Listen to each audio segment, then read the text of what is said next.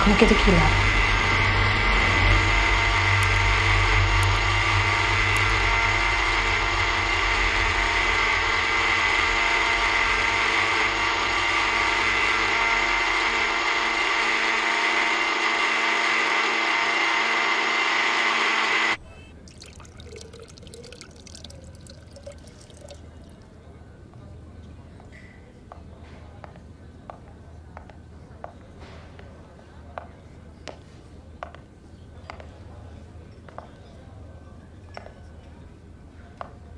নে, এটা খা, মাথা ঠান্ডা হবে।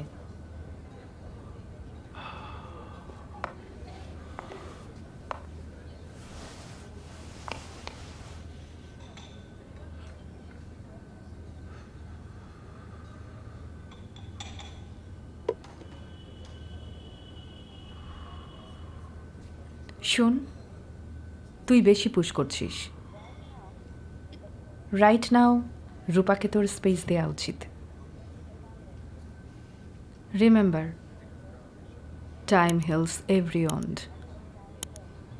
আর সেই টাইমটাই তুই রূপাকে দিচ্ছিস না। ঘটনা তো সেটাই যে I don't know what is the owned. 3 মাস আগেও আমরা ভালো ছিলাম, আমরা বেবি নিয়ে প্ল্যান করছিলাম। হঠাৎ করে সব কিছু চেঞ্জ, রূপা আমার সাথে থাকবে না। আমার প্যানিক হওয়ার কারণটা হচ্ছে আমি জানি না কি কারণে রূপা আমাকে ছেড়ে যেতে চাইছে।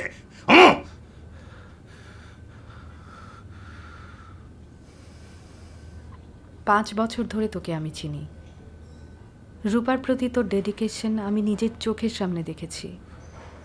তোর প্যানিক করাটাই স্বাভাবিক, কিন্তু এই সিচুয়েশনে মাথা ঠান্ডা না রাখলে তুই হেরে যাবি।